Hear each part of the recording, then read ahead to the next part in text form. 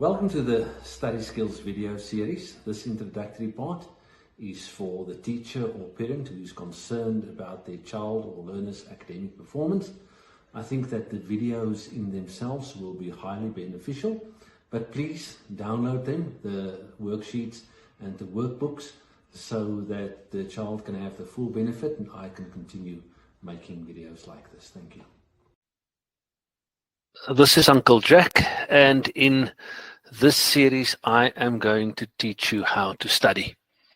There are 30 videos that I want you to watch with your parents or teacher, or on your own if that teacher or parent or guardian told you to watch it on your own after they have hopefully watched at it themselves and think that this is something worthwhile for you to do.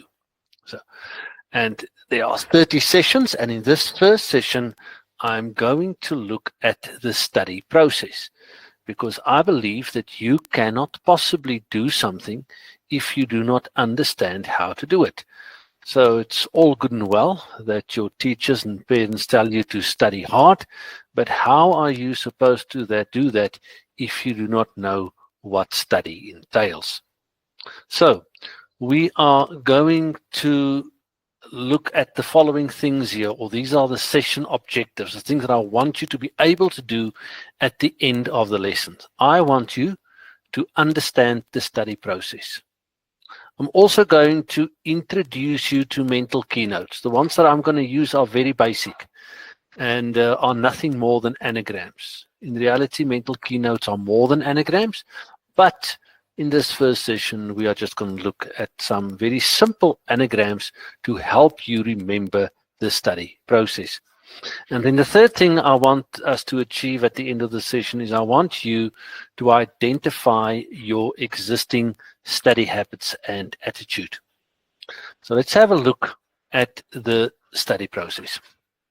Really, there are 4 phases in the study process, or 4 steps in the study process. There are certain things that you need to do even before you go to class. I call those the before class activities. Then there are certain things that you have to do while you are in class, the in-class activities. The third thing is things that you need to do shortly after class. I call those the after class activities. And then phase 4 or step 4 are those things that you are supposed to do before you take a test or an exam. So let's look at before and in class. So there's a little mental key there, or a little anagram there, and it says plan, P-L-A-N.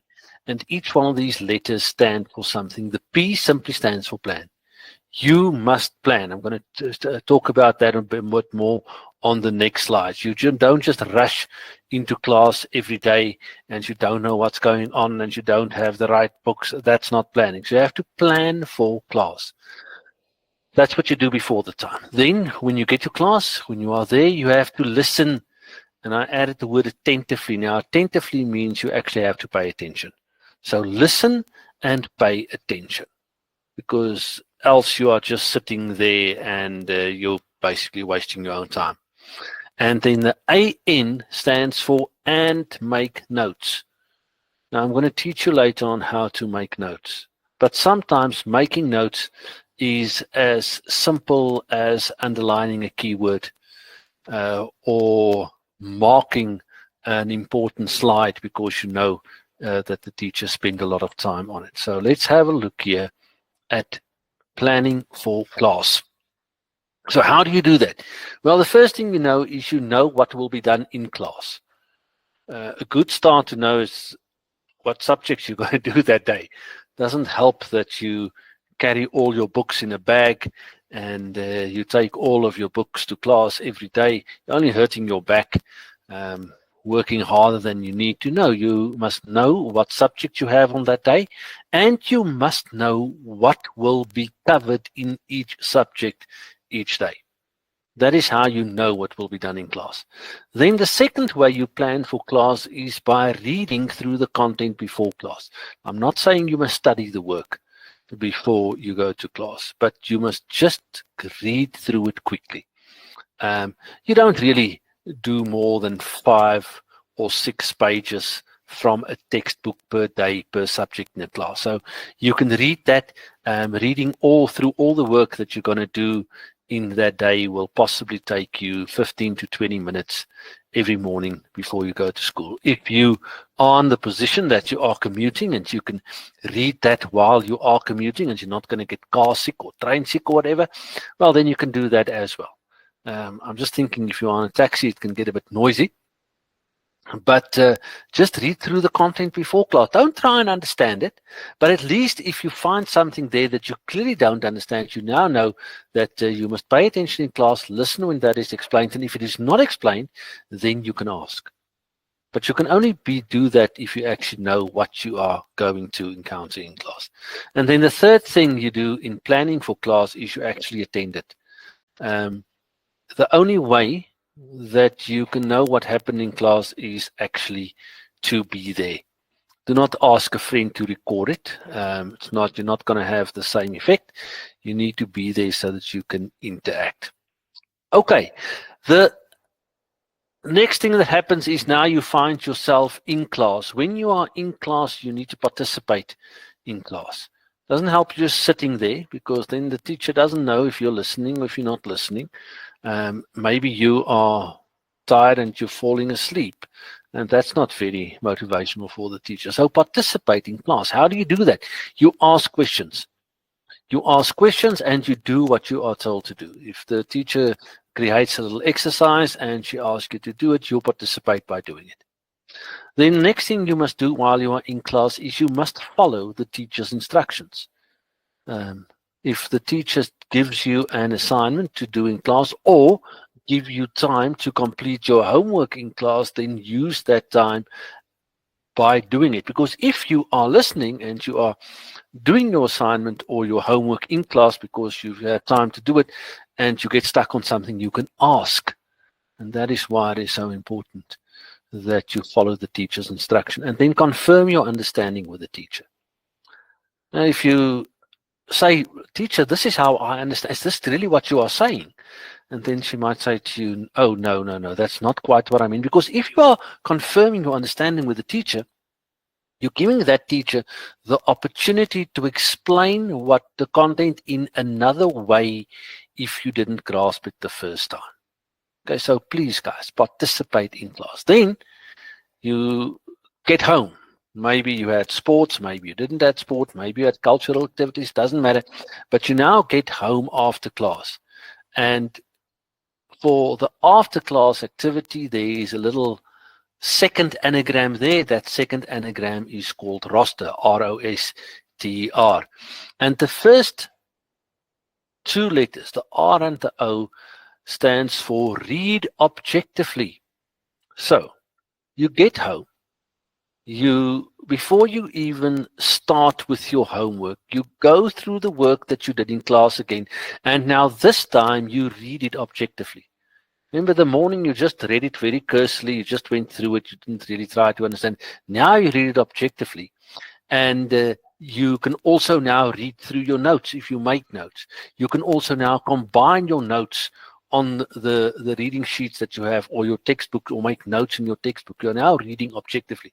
And what's happening is that, look at this, you are now on the one day interacting with that subject content for the 3rd time already.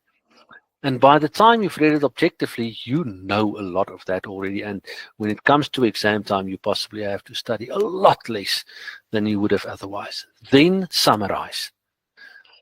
And I want you to summarize, guys, because we are often overwhelmed by the amount of work. You go into an exam and you're sitting with a thick textbook and you are thinking to yourself, how am I ever going to get through this? In my experience, over many years, I have found that every 10 pages can basically be summarized into 1 page. A lot of what is in your books, in your textbook, on the website that you are reading is really not that important. How do you know what's important? Well, you listened attentively in class, so you know what's important. You made notes in class, so you know what is important for the teacher. And so you summarize. Okay, I'm going to teach you later on exactly how to summarize. There are ways to summarize. Next thing you need to do is to think about it. It doesn't help that you just read and summarize, but you do it without thinking. For instance, you make a copy of your textbook and you load that copy up to AI, to ChatGPT, and you say to it, summarize, and then you've done it. It's now summarized. But you didn't really read, the computer read, and you're sitting with a nice summary, but because you're not thinking about it, you actually do not understand it. So think while you are doing, and think critically. Think, do I agree with this content? Or if something bothers you, make a note so that you can ask about it the next day. So really think about it, because the moment you think about it, you are moving this information to your long-term memory. And that is why you need to think about it. Then you exercise. Now, the exercise could be your homework, or if you completed your homework in class, just take see if you can do 1 or 2 more questions, or just read through the questions again, but make it your own. So now you're going from just using your mind to using the other senses. When you exercise, you are actually doing. And I'll show you later, guys, but when you do, you remember a lot more than just thinking about, just reading about it. Doing things actually helps you to remember it a lot more. And then the last R is remember. And I am going to show you a couple of things that you can do to remember better later in the course. So there are things that you can do to improve your memory substantially. Typically, this is how it will look in that after class activities. You are catching up on arrears. Maybe you were called out of the class for some reason and you missed something. Now is the time to catch up on those things. Okay, complete your homework thoughtfully. It's part of the exercise, but so this is, you now sit there and you complete your homework thoughtfully. And then if you have to do an assignment, revise the work before you do an assignment. I know sometimes we think, oh, the assignment is going to take me so long, and then you just start with the assignment before you're revising the theory on which the assignment is based, and then you can't understand how the assignment is taking you so long. If you have an assignment, then revise the theory first so that you are not starting your assignment on a blank slate, so that you already know more or less this is what you're going to do. You've already planned your assignment before you start, and that is why you need to revise before an assignment. And then submit your work on time, whether it's an assignment, whether it's homework. Please submit your work on time. Some teachers will actually penalize you if you do not submit your work on time.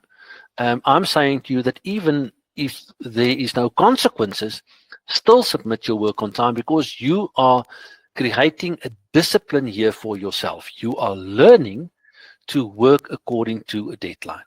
And one day when you are in the workplace, that will be one of the critical skills that you will be assessed against. And every interview, people will ask you, do you complete your work on time? Can you work to a deadline? And you cannot wait until the day you start working to develop that. So you need to start submitting your work on time while you are still in primary school. Then you are now getting ready for the test and the exam. There's another mental key there. It's rap.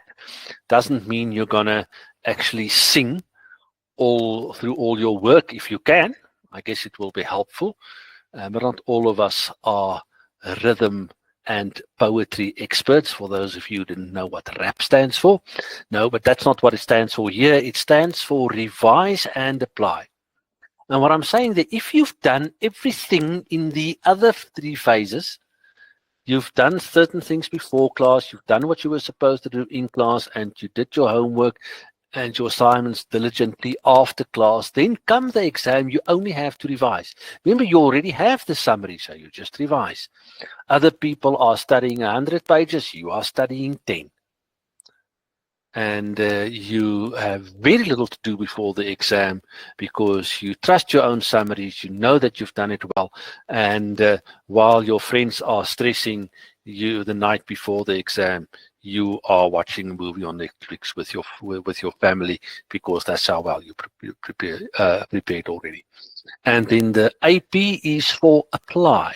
Okay, so apply what you have learned when you get to the exam.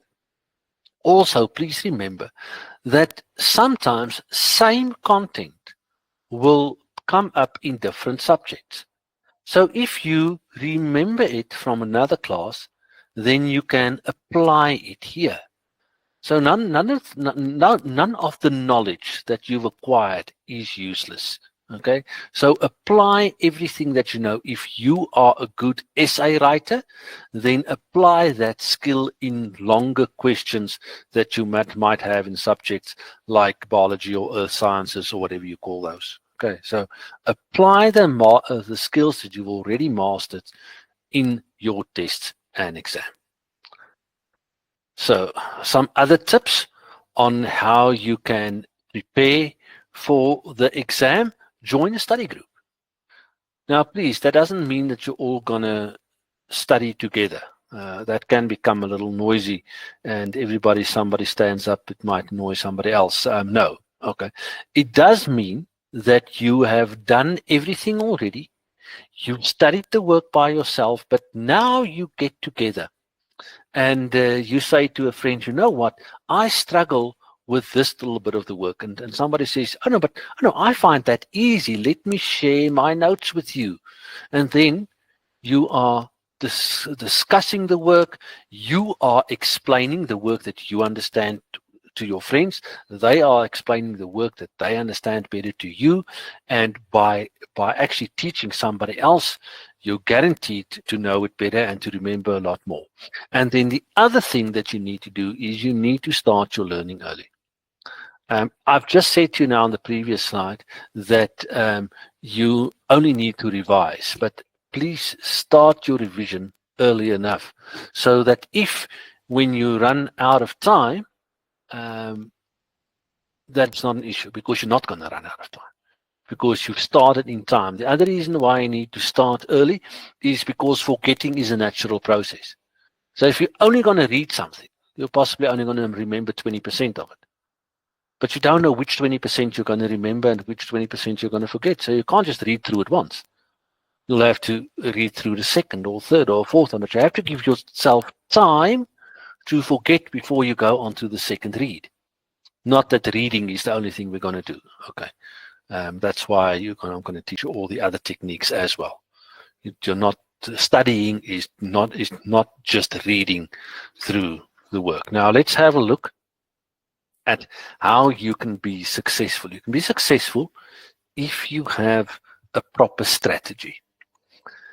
So this is the news that I want to share with you. People who achieve at school, those A students, A+ students, they are not smarter than you, but most likely they are consistent. So they are doing what I'm telling you here to do on a daily basis. They are doing that on a daily basis, and they are consistent in doing it. Okay, or they study smarter. They've actually acquired some of the skills that I'm going to teach you already, or they acquired it by pure luck. Okay, but in any case, they are study smarter, not harder. Or they've acquired the study skills already. Maybe they are the child of a teacher, and the teacher parent have taught them some of the study skills that I'm going to teach you in this course. Okay. But if you stick to the program, you will be a better student. So now this is activity 1 that I want you to complete. Activity 1 is a pre-test, and I said they download and complete activity 1. The idea really is that your parent or guardian or teacher download that activity for you, and then you just do the activity. There are no wrong answers. They just yes or no answers. Yes means that you're doing that thing. No means that you're not doing that thing. Don't try and fool yourself by ticking yes boxes when it's really a no. don't get stuck, if you wonder whether you are doing it or not, pick yes or no and go on. I mean, there's 40 questions. I don't want you to spend an hour on the 40 questions. I want you to spend 10 minutes on the 40 questions. And then please be honest about your current habits. Don't lie to your teacher or your parent. Don't lie to yourself. You're certainly not lying to me. I'm never going to see those. Okay. And then there is the first 20 questions that you will have in that activity, just so that you can see how it will look. So there's a statement. The statement there is, I study daily. If you do study daily, then it's a yes. If you don't study daily, then it's a no. Maybe you study daily, but your results are still bad. Then my question is, do you study according to a timetable? Maybe you are studying haphazardly, and that is why you're not doing well. So there's 20 questions. It's just a screenshot that I grabbed, but you will need to do the 40 questions. Of course, if you can truthfully answer yes to all 40, then congratulations, you are doing everything correctly already. You don't need the scores. But I strongly doubt whether that will be the case for any of you guys. So enjoy the activity, and I will see you again when we discuss session 2. Thank you. Thank you for watching the entire video. Remember, study smart, not hard, and ask your parent or teacher to download the worksheet.